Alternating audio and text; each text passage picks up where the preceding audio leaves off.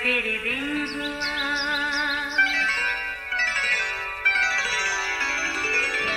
نیا پھر دن ہوا، پرانی رات کا کرے سو شکر ہم خدا کی ذات کا، خدا کی ذات کا نیا پھر دن ہوا۔ آج کی آیت۔ انہوں نے جواب دیا، تیرا خادم ہمارا باپ خیریت سے ہے اور اب تک جیتا ہے۔ پھر وہ سر جھکا جھکا کر اس کے حضور آداب بجا لائے۔ پیدائش 43 باب 28ویں آیت۔ عزیزوں، بلا شبہ زمانوں اور وقتوں پہ خداوند کا اختیار ہے۔ الہی ذات بھی وہی ہے جو برائی میں سے بھلائی ڈھونڈ لیتا ہے۔ وہ ناممکنات کا خدا ہے۔ یہ سب کچھ قادر مطلق خدا پر پورا ہوتا ہے۔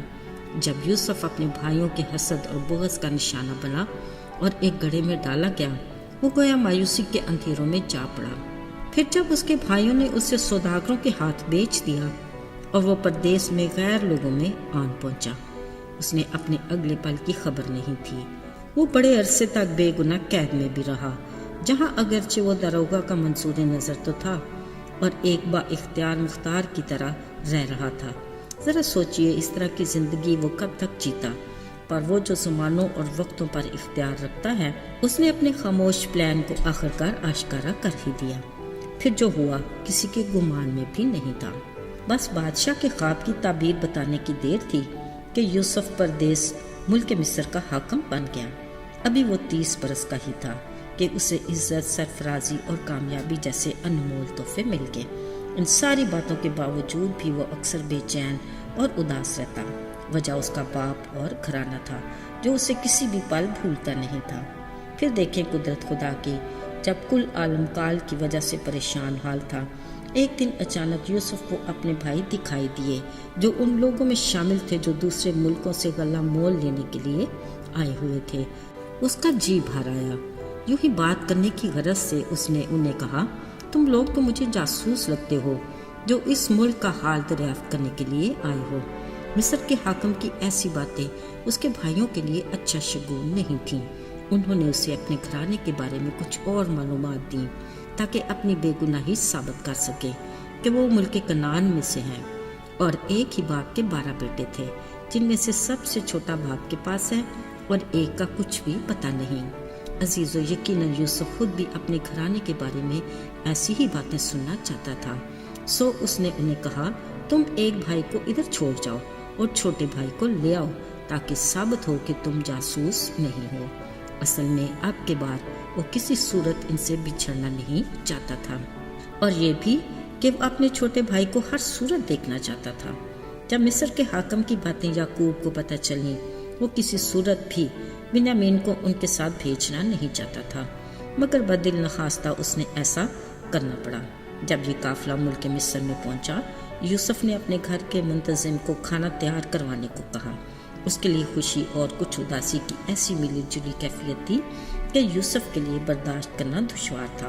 وہ کبھی اکیلے میں جا کر رو لیتا، کبھی ان سے سخت باتیں کرتا، مگر اس کے بھائی تھے کہ انجانے میں جھک جھک کر اس کے حضور آداب بجا لاتے رہے۔ آج یوسف نے اپنے بھائیوں کے ساتھ کھانا کھایا، میں پی اور خوب خوشی منائی۔ اگرچہ یوسف کا اپنے بھائیوں کے ساتھ یہ رویہ فطری تھا، مگر اس کے بھائیوں کے لیے حیران کن ضرور تھا۔ پھر اس نے اپنے گھر کے منتظم سے کہا، ان کے بوروں میں جتنا اناج وہ لے جا سکتے ہیں بھر دو، اور ان کی نقدی بھی ہر کسی کے بورے کے منہ میں رکھ دو، اور پھر خاص تاکید کی کہ میرا چاندی کا پیالہ سب سے چھوٹے کے بورے کے منہ میں نقدی کے ساتھ رکھ دینا۔ سو انہوں نے ویسا ہی کیا جیسا یوسف نے انہیں ہدایت دی تھی، اور صبح روشنی ہوتے یہ سب اپنے گدھوں کے ساتھ رخصت ہوئے۔ ابھی وہ شہر سے نکلے ہی تھے کہ یوسف نے اپنے منتظم سے کہا، جا اور ان کا پیچھا کر، اور جب وہ تجھے مل جائے تو کہنا، نیکی کے بدلے تم نے بدی کیوں کی؟ تم میرے آقا کی ایسی چیز لے آئے ہو جس میں میرا آقا پیتا اور اسی سے ٹھیک فال بھی کھولتا ہے۔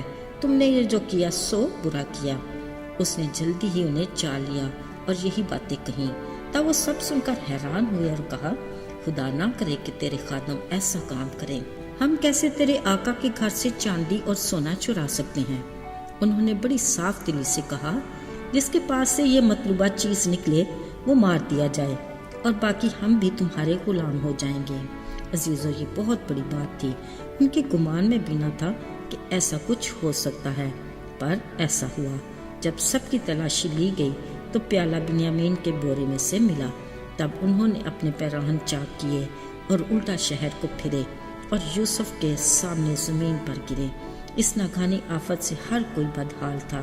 یہ سب کچھ کیوں اور کیسے ہوا، اس کا جواب بھی کسی کے پاس نہیں تھا۔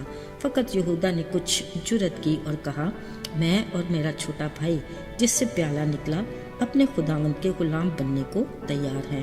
مگر نہ جانے یوسف کے دل میں کیا تھا، اس نے کہا، نہیں، صرف وہی میرا غلام ہوگا، باقی تم سب اپنے باپ کے پاس سلامتی سے چلے جاؤ۔ یہ شرط سب کے لیے ناقابل قبول تھی، خاص طور پر یہودا کے لیے، کیونکہ اس نے پھر منت کی کہ آئے خداوند، اس لڑکے کے بغیر ہم کسی صورت بھی باپ کے پاس واپس نہیں جا سکتے، کیونکہ ہمارے باپ کی جان اس لڑکے کی جان کے ساتھ وابستہ ہے، کیونکہ میں اس کا ضامن ہوں۔ اگر میں اس کو باپ کے پاس واپس نہ پہنچا سکا تو میں ہمیشہ کے لیے اپنے باپ کا گناہگار ٹھہروں گا۔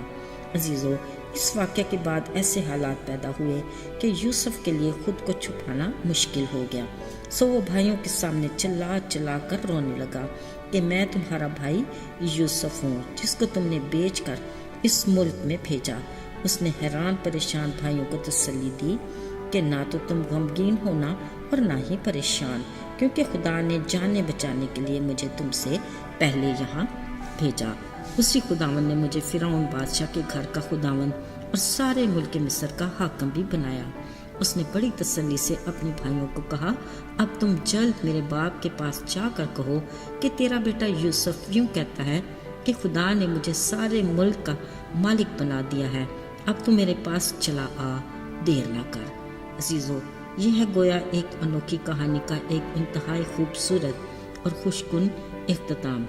کلام مقدس کے مطابق یعقوب یعنی اسرائیل کے گھرانے کی 70 جانیں ملک مصر میں آئیں اور یہ سب جشن کے زرخیز علاقہ میں آباد ہوئے۔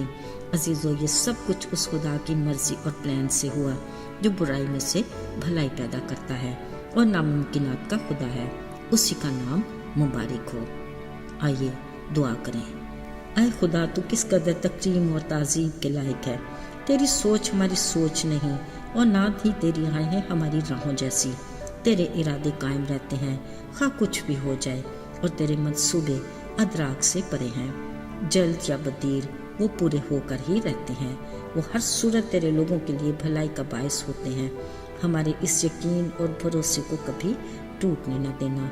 یسوع کے مبارک اور جلالی نام میں مانگتے ہیں، آمین۔